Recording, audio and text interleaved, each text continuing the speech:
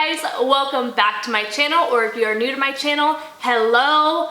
We are just gonna jump right into it. Taylor dropped another surprise album. I feel like Taylor is both working with me and working against me. Like, I am so busy. Today I actually have to run to an eye doctor appointment, so I'm probably gonna listen to a few songs on the album, have to run, come back, do the rest of it. So I'm just busy, and I feel like she's like trying to mess me up, but like also she knows that 2020 has been so hard for everyone, and like I could never deny a Taylor Swift album, so like also she has my back, you know what I'm saying? But here's the thing, I hope that I never ever stop getting excited for a Taylor Swift album.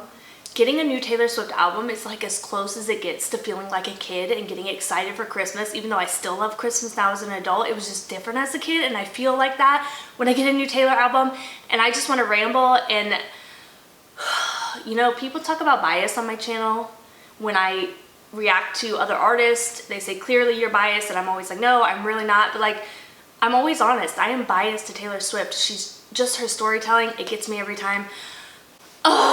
We're just gonna jump into Evermore. I've not seen anything about it, have not heard anything, have not heard clippets of the song. My daughter did watch the music video in her room alone this morning, and she said that it was so good. So let's just jump right into it, shall we? The anxiety that I get right before I press play on a new Taylor Swift album is unlike anything else. The artwork alone for this song, the first song, is so beautiful. Okay, let's listen to the first song, Willow. I'm freaking out, okay. Guys, I don't know why I have so much anxiety. I told myself I wasn't gonna do that for this album because folklore was like, whoa, it overwhelmed me, but like, okay.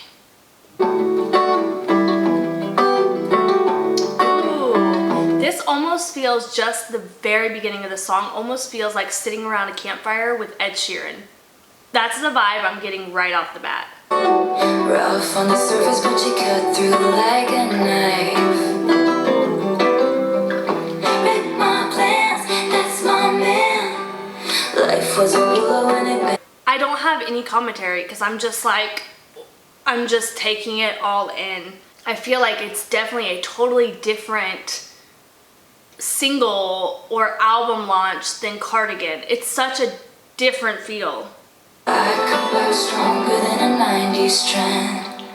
Ooh, I like that. I like that because it's not putting herself down. It's saying like, people can do what they want, they can say what they want, but I'm always going to keep improving and keep getting better. She's not counting herself out, she's giving herself credit, and I dig that. Show me the places where the others gave you scars. Show me the places where others gave you scars. That is such a, I mean, not complex, but like an unusual way of saying like, teach me about your past, teach me about your life. I want to know it all. I want to know everything about you. Ooh! My plans, that's my man. Ooh, I like that intro to the album. I forgot to say in my actual intro, because obviously I'm losing my mind, I feel like folklore was missing something, and not in a way like it just needed more to be better, in a way that I just feel like, you know, with Taylor's mom, in the pandemic, in the current political climate, I feel like there was so much more that she wanted to say, but it didn't fit into the confines of folklore. So I'm hoping we get more of that on this album. I think it maybe is going to be more introspective, and it's going to show a lot more of like how she's seeing the world through these difficult times and what's becoming important to her, and I hope we get some of that. Okay, let's move on to song number 2, Champagne Problems, which is also a Katy Perry song. You booked the night train for a reason. Ooh, I like the way her voice so sounds. You could sit there in your wallet. Your heart was glass, I dropped it. So he wanted to further the relationship and she didn't? Ooh. Your sister splashed out on the bar. Champagne. Oh, I don't like this. This is sad. I really like that chorus. It sounds so beautiful. You won't remember. Man, you know what? Maybe it's because I just finished watching for like the 50th time the Gilmore Girls thing where they had like the 4 seasons. This really made me think of when she was going, or when she married, I don't even remember how it happened, but she was gonna marry Rory's father, but she knew she was supposed to be with Luke. So it's kind of that like theme of like she comes from this rich world and these expectations, but they all think that she's fucked up in the head because she wants something else. And that's what this feels like. Like she was expected to live this life and marry this man, but she had other thoughts, and him, it all just felt like this is what you're supposed to do. And I'm just getting very Gilmore Girl-esque vibes from that song. That could have played like in a wedding episode. Okay, next song, Gold Rush. Oh, okay. I'm glad that the what was that, the chorus? I don't know. I'm glad whatever just jumped in, because when I was hearing that intro, I'm gonna say my full opinion on it, but I think I'm just not a fan of like the Epiphany sound. I feel like it has a place. It definitely has a place, but it's just not my favorite thing to listen to, and I thought we were getting another one of those right off the bat, so I was not super excited, but she switched it up on me, and now here we are. Everybody wonders what it would be like to love you. I don't know how much of this is, you know, her personal experience, but she seems to keep touching on this idea of like other people want you. I know when people look at you, they want you. It kind of like makes me curious how she really feels about her relationship. Like, does she have this insecurity that it's like too good to be true? This is a theme that seems to keep coming up. So I'm curious if this is like a deep insecurity that she has, or where this theme is coming from for her. I don't like anticipating my face in a red flush. I like the way that she so poetically wrote about that. Like that feeling of knowing that it's coming and you feel that intensity within your body. It's such a beautiful poetic way of saying, you know, I don't like the feeling essentially of jealousy. Into folklore, I can't dare to dream about you. That sounds like something we've never heard from Taylor. Just a quick note, I kind of hope that she never goes back to... No, do I want to say that? I like pop-driven, radio hit-friendly Taylor, but this just really sounds like where Taylor is supposed to be. I really feel like Folklore and so far Evermore is just the most Taylor we have ever heard Taylor. It's like her storytelling of all of her last albums, but in a way that is mature and grown and reflective and natural and without all the industry bullshit. The next song is "'Tis the Damn Season." I don't know if this is gonna be fun or what it's gonna be, but when I hear this, I feel like it's like a touch on we are supposed to, or we are used to feeling excited and happy during this time of the year, but let's just be honest, like this year, this is my thought process for her, this year has been shit, so 'tis the damn season. We're all just gonna get through it drunk and have a good time and throw our worries away for a second. Let's see what it actually is. 'Tis the damn season like this time. I'm staying at my parents' house, and the road not taking looks real good now. And maybe this is just my own interpretation, but I kind of love this like reflective nature of like the road less taken looks real good right now, and everything leading back to her hometown. It's just like that concept of almost like we always want what we don't have, or we all wonder what it would be like if we made different choices. You know, she has this extraordinary life that most people can only dream of, you know, with now with the relationship, and her family gets to travel with her, and the homes and the travel, and it's so extravagant, but she finds herself writing about just how comforting it feels, the simplicity of being back in her hometown. And maybe this isn't like autobiographical, this could be a made-up story, I don't know, but I think all stories come from this little idea or this perspective or this thought that you have, and I think this is real I think it's from her. I think it's, you know, I don't think she regrets the life that she has, and I think she loves the life that she has, or many different aspects of it, but it's only natural to dream about how life would look different if it had gone a completely different way. And the so-called friends who write books about me if I ever make it, and wonder about to leave the warmest bed I've ever known. I love that. Even. Oh man, that song, I feel like that song is much more heartbreaking than we actually think of on the initial listen. Like when you really think about it, that bridge about I'll go back to LA to my so-called friends who will write songs about me when I make it big. That's the thing about celebrities, you know, it's a really popular trend in Facebook groups to be like, have any of you guys met a celebrity, or did you grow up with a celebrity, and did you go to school with them? You know, can you tell us something about them? And you always see in those posts, oh, I went to school with so-and-so and she was such a bitch. Like she was rude to everybody, or she didn't, you know, she said she was this way, but she was really this way. And I feel like that is more a reflection on the person saying it than the actual person that they are talking about. It's just such a surface level thing to say, and such an easy attack to say that someone more successful than you was an awful person or a bitch, or they just weren't very kind, whatever. It's the go-to. So that lyric just kind of hit for me. Just obviously it's not relatable to me, but that's the life that she has had to live. Like people that she grew up with saying these things about her.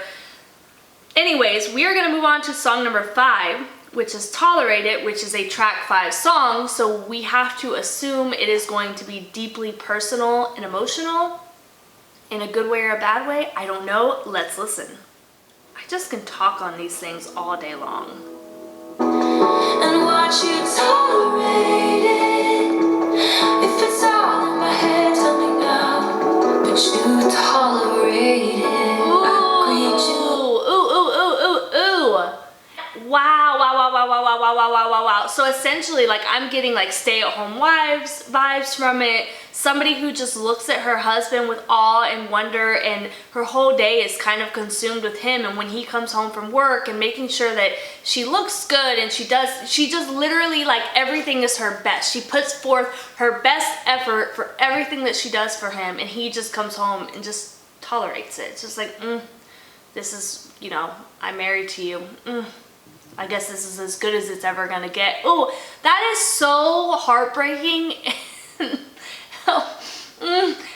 Okay, let's continue. Oh. Wait by the door like I'm just a kid. I made you my temple, my mirror, my sky. Now gain the weight of you, then lose it.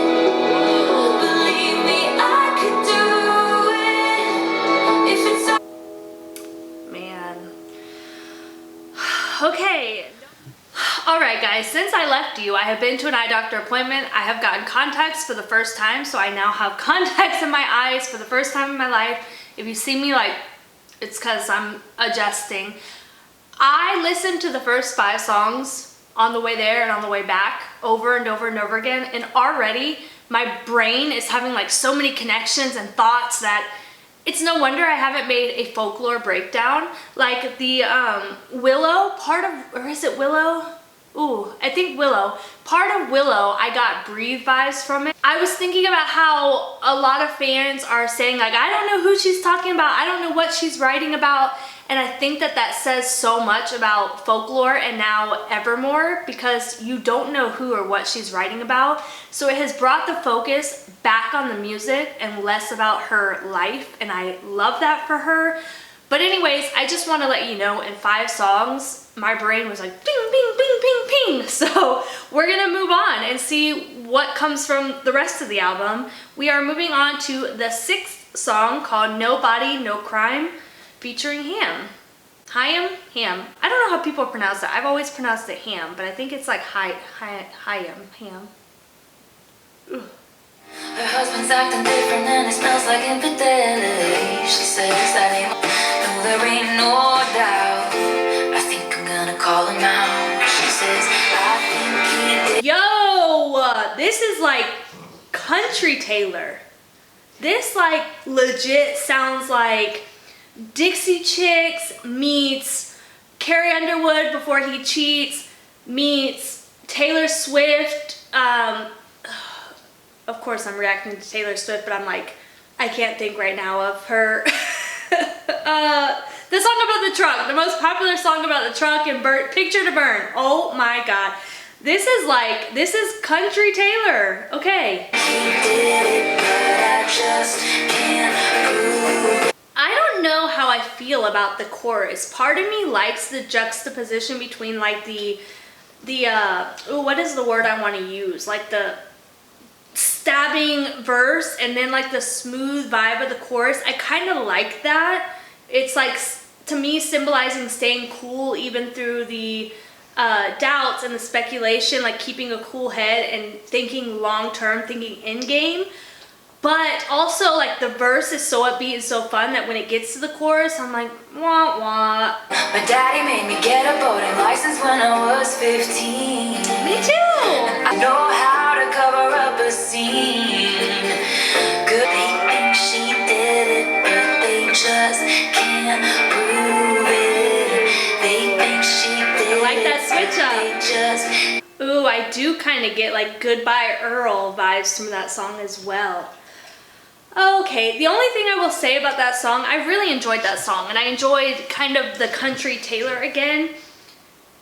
She would do really great with a country album now as a 30-year-old woman. The only thing, this is, I don't think, an unpopular opinion, and I've said it before. My only real gripe with Taylor is I just wish, one, that she would work with more females. And I don't know if it's just she's found the people she's comfortable with, or I don't know what is available in the industry. But I've always thought that with like production and music videos. But this is another feature on an album where it has a female, multiple females in this case, and the last album was Dixie Chicks. But we don't get lead vocals with a female. It's always just her and a man, or her and the females either singing backup or playing an instrument. I just want to see her do more with females. Okay, next song, I like that one. Let's play Happiness. And it's just shit we're dividing up. Showed you all of mine. I haven't met the new me yet. Ooh, I like that. I like that lyric, and in the disbelief, I can't face reinvention. I haven't met the new me yet. She's acknowledging the fact that we go through hard times and we come out maybe a stronger or a changed person or with a new perspective, but while she's in it, she hasn't gotten there yet. Both of these things can be true. There is happiness. Ooh, that's Past true. the blood. When did all our lessons start to look like weapons? This is what I love about music, and I've said this so many times before. When she just said, when did all my lessons become your deepest or become your weapons, basically. I got to where I couldn't think logically anymore because I told myself, you are hitting on all of my triggers. You're hitting on all of my deepest fears. And so when I'm in that state, I said, I can't think rationally. I want to hear you. I want to understand your perspective. But because you have touched that, it's all I can think about. It's such a relatable feeling that she just sung about. But there was happiness because of me.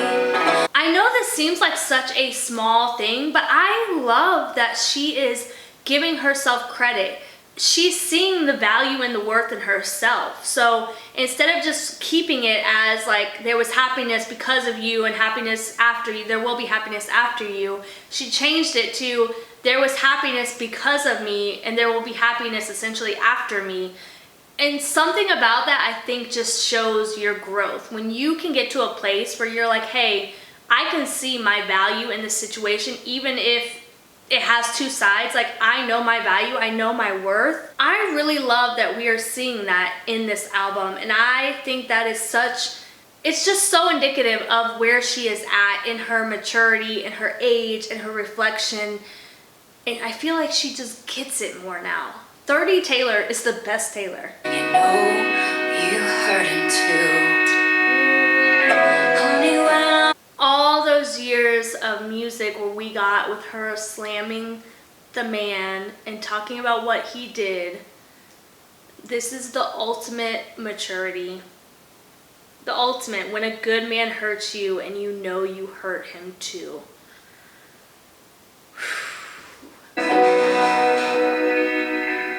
Alright, I think I said everything I needed to say about that, so we're gonna move right on to the next song.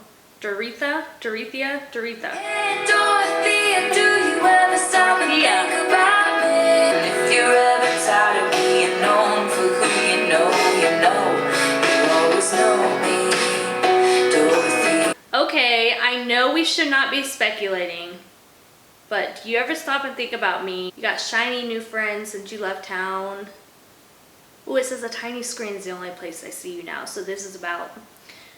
I don't know, for some reason, I know we're supposed to be moved on from this, but for some reason I was getting Carly Kloss vibes from this. I think just because of the, you know, you've got shiny new friends now, if you're ever tired of being known for who you know.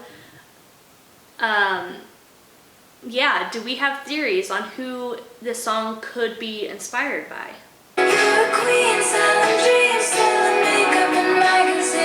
Okay, so I think Dorothea is a grower. The thing is, while listening to it, I have an appreciation for it and I enjoy what I'm listening to. Like, I don't not like it. It just doesn't like pull me in as much as some of the other ones have. And I don't know where that disconnect is. I enjoy it. It just doesn't feel like one that I'm gonna have to listen to over and over and over again. But let's move on to the next song, which is Coney Island featuring The National. The question pounds my head. What's a lifetime of achievement? I think with Taylor's male features, you can tell that she comes from the country world because you see how she's attracted to these really deep, soulful voices. That's something that you often hear in country music. So to me, it's just kind of reflective of where she got her start from. The big cake, happy birthday. Did I paint your bluest skies the darkest gray? The universe. Accent is so cute. When I Walked up to the podium, I think that I forgot to say your name. I'm on a bench. When I walked up to the podium, I forgot to say your name.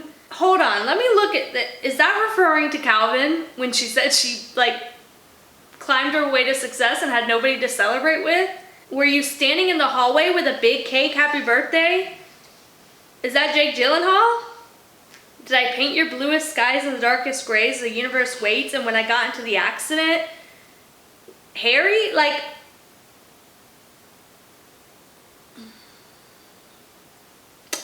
okay, Miss Swift. Okay, so I think I'm gonna need more time with Coney Island. It's not that I didn't like it. The best way that I know how to describe it is it just didn't feel as effortless as some of her other songs. Even the lyrics almost felt like Taylor has such poetic lyrics, and obviously she can't do that every single time. That would be crazy to expect somebody to like be perfection every time.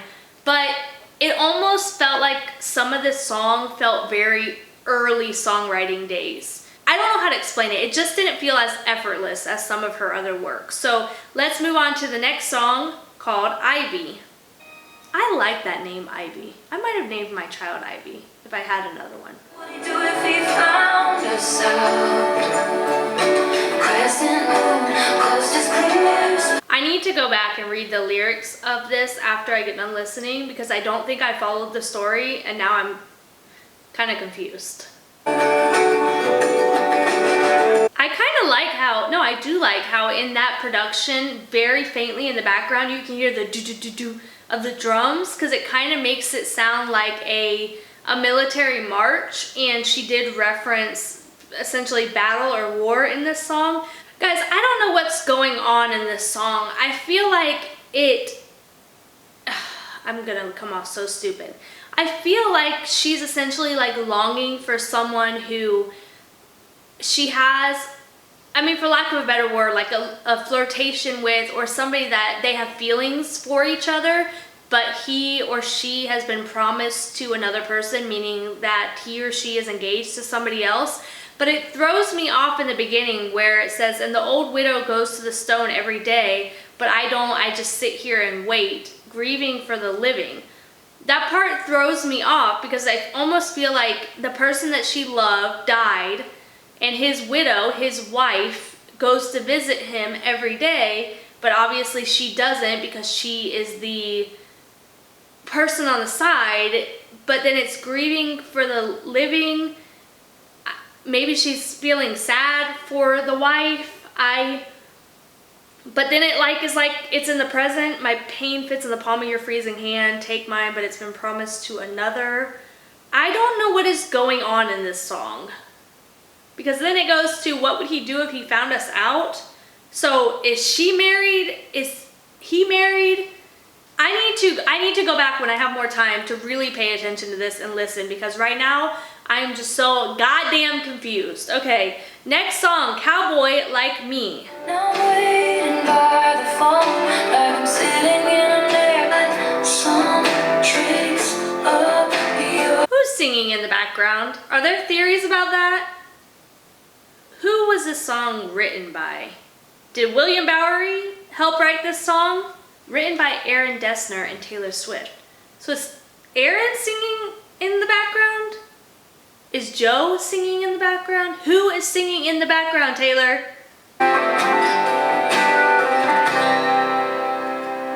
Okay, that's another one that I'm gonna need more time with it. It's a pretty song, it's an easy listen, but again, it just didn't like capture my attention. So next song, Long Story Short.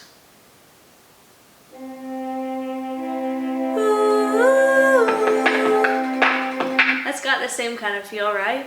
Oh man, the sun came out and changed my lighting like crazy. I had to fix that before we moved on. Clung to the nearest lips. Long story short, it was the wrong guy. Hold on. Okay, and I fell from the pedestal right down the rabbit hole. Long story short, it was a bad time.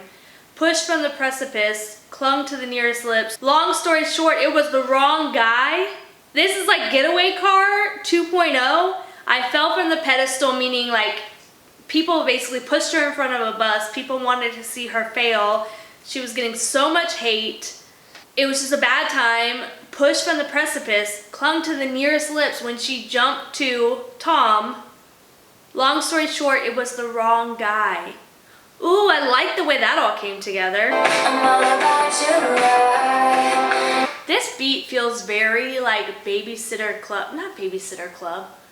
What am I thinking? The Breakfast Club, what, the Babysitter's Club. This song has major like Breakfast Club vibes. I don't know why. Something about the production. Maybe it was the time period. I'm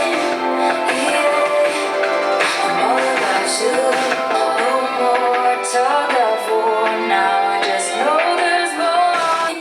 I like this because this all touches on, this is like a real throwback to Reputation, talking about it. Like this is kind of the closure, not the closure, but like the progression of Delicate, because in Delicate she's talking about how she had these feelings, but it was also like cloaked in anxiety, and there were games, a lot of back and forth. She thought that in Lover, she thought that he was playing games, so she, you know, turned around right before she hit the tunnel, sat on the roof, you and I. This is very much like, hey, we're not doing any of that anymore. Now we are in it. We're not keeping score anymore. We're not playing those games. Now, you know, 4 years in, we're comfortable. We're in a place where we know how this is going to end. We know where we're going. We're growing together. This is really cute, and I think I've done good this album. Not saying that's cute, but this is actually really cute. Your nemesis will defeat themselves before you get the chance to swim. That is so Kanye. As we all know, I mean, maybe this isn't about Kanye, but that's how it works. If you just take the high road and you step aside and you just don't respond, eventually they are going to dig themselves a grave. If you think about like Demi Lovato with the fiance, with the Max, she didn't have to say a single word, and the more that he said, the more that he did, she didn't have to say a word because she dug her own grave. Long story short, I survived. It has been a few hours since I recorded last. It has been a long freaking day. I'm exhausted, but I've never said this about a Taylor Swift album. I'm almost done with the album. I didn't realize that. Going in, I'm so tired that I thought, oh, am I even going to be able to record this? I don't know. But I only have 3 songs left. So I don't remember where I left off with the last song because my battery cut out. But as for now, we are going to move on to Marjorie. Oh, which I do know that Marjorie is her grandmother. So I know that going into the song. And in this video, wow, she really does look like a Kennedy. That's crazy, and I can kind of see Taylor's fascination with the Kennedys. Okay. Never be so clever, you forget to be kind. Well, I wonder if that's advice her grandmother gave her. Maybe we'll find out. Talking to me now, I think you were still around. Okay, I have to say this, and I want to be sensitive with what I say about this because I don't know. I can't assume what somebody is going through, but just listening to this right now, I almost wonder if, because we don't know the details, but I'm sure that Taylor's mom being sick, she talked about it a little bit in the documentary about how, you know, it kind of like it scares her, and her mom's her best friend. And so one would think that then, and even just her age of being 30 years old, would start to think about death and people that we love, you know, being lost. And I wonder if she wrote this song from the perspective about her grandmother as a way to like process her own fears of her mother's passing. And that's why I want to be very, very, very delicate when I talk about this, because I don't know her mom's situation. I don't know how sick she is, how sick she has been, but I do think that when you have a sick parent or a sick loved one, you start to look at life and death in a very different way. You start to realize that it's not as far off as it maybe felt when you were a child or a teenager. And I just wonder if this song is a way for her to like process that whole feeling as a whole. And if it's so present on her mind, she would need an outlet for that. Anyways, please don't come for me. I'm trying to talk about it very delicately, and I hope what I'm saying is making sense, is translating correctly. But I'm gonna continue. So far, this is a really sad song. Like, if you've lost someone, this is heartbreaking. Cause every scrap of you would be taken from me. Watched as you signed your name. Okay, that song should have come with a disclaimer. Do not listen if you've lost a parent or a grandparent. Oh, I'm getting choked up. I like that song because I like how she does the contrast. You know, you see that cliche saying that goes around the internet all the time about like, don't let the world make you hard. Like, don't let the things that you've been through make you hard. That's kind of what Taylor is talking about here. I don't have to tell you that, but I'm really taking from that song, you know, yes, you learn, you grow, you become stronger. Stand up for yourself, but also be kind. Like, be powerful, believe in yourself, but also have that softness about you. That's a really important message, and that is a beautiful song. Okay, moving on to Closure. My cat literally just stopped and turned to look at the the Google. Okay. Ooh.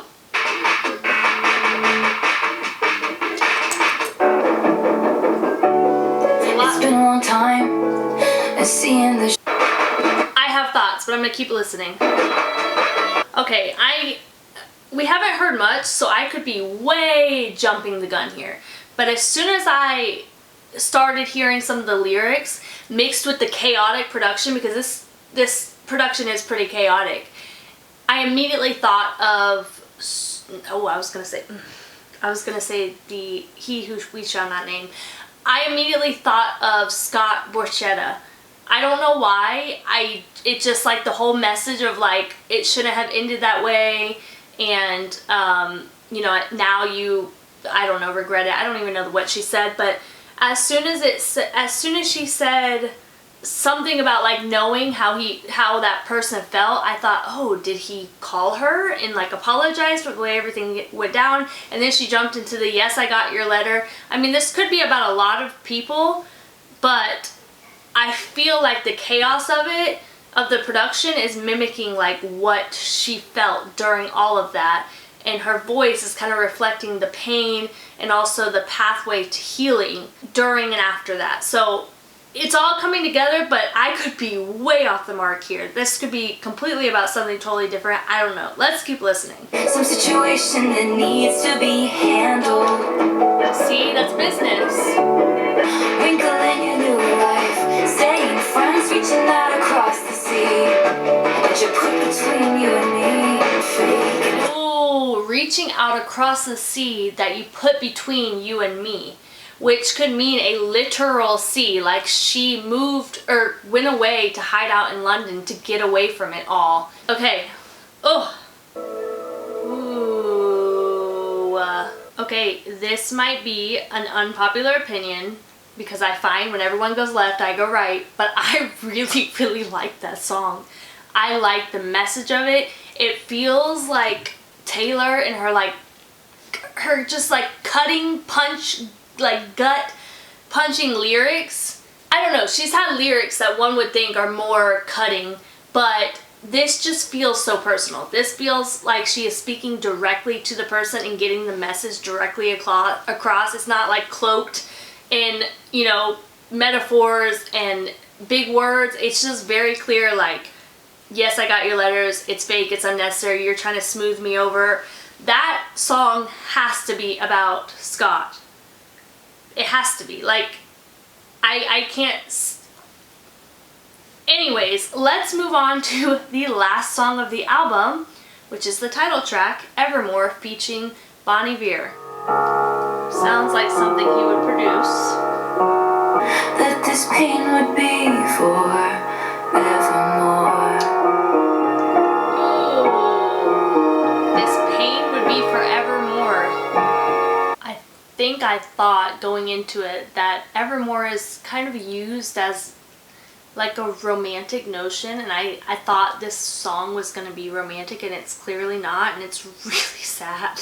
Cannot take all the cost. That intro to him coming in was so jarring. I jumped, like I flinched. It got me so all the way off guard.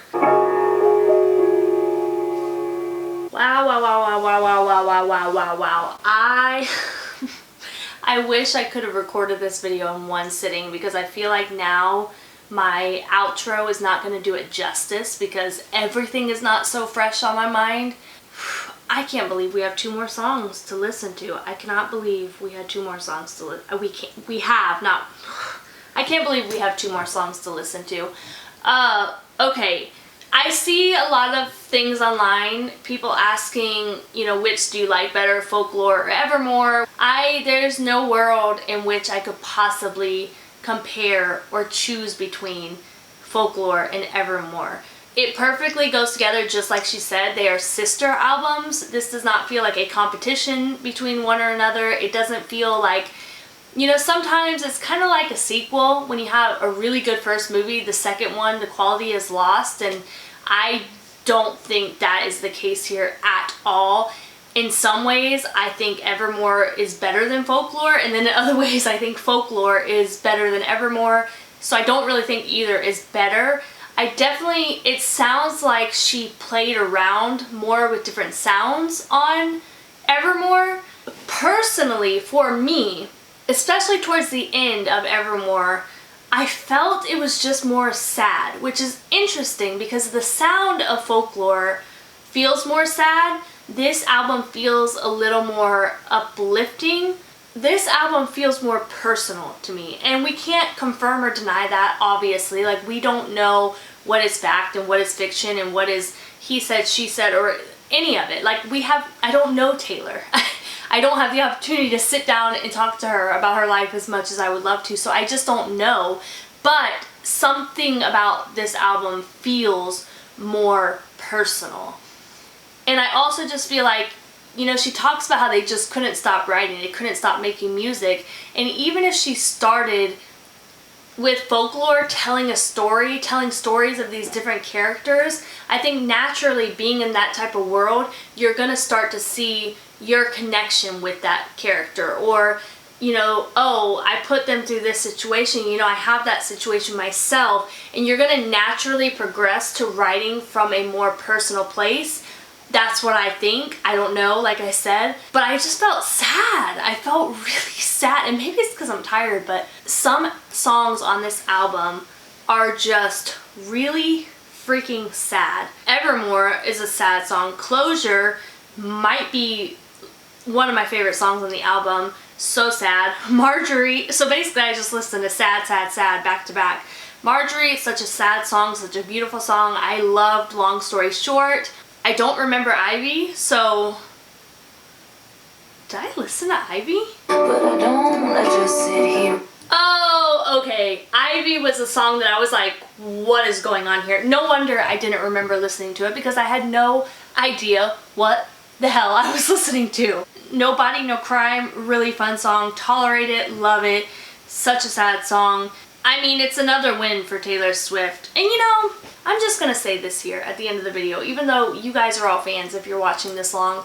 I once again, as soon as the new album came out, I started to see, like on Facebook, unpopular opinion, Taylor Swift is overrated. I could totally see that during a time when she was producing radio-friendly hit after radio-friendly hit. Do I agree with it? No, but I could see how one would say that.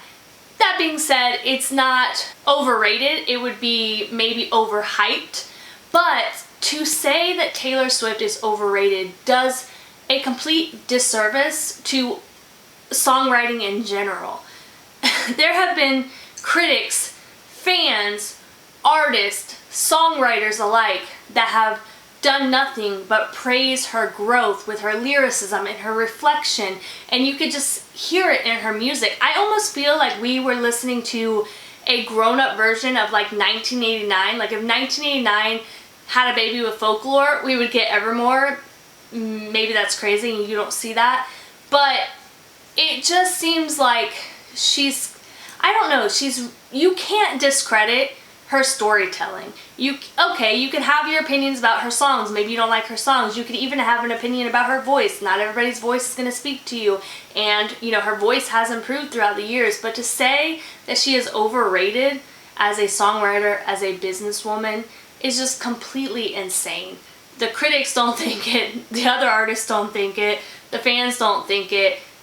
It's really hard to stay relevant in this industry, and she has done it. And not only has she done it, she's done it well, and she has continued to reinvent herself. She has continued to improve.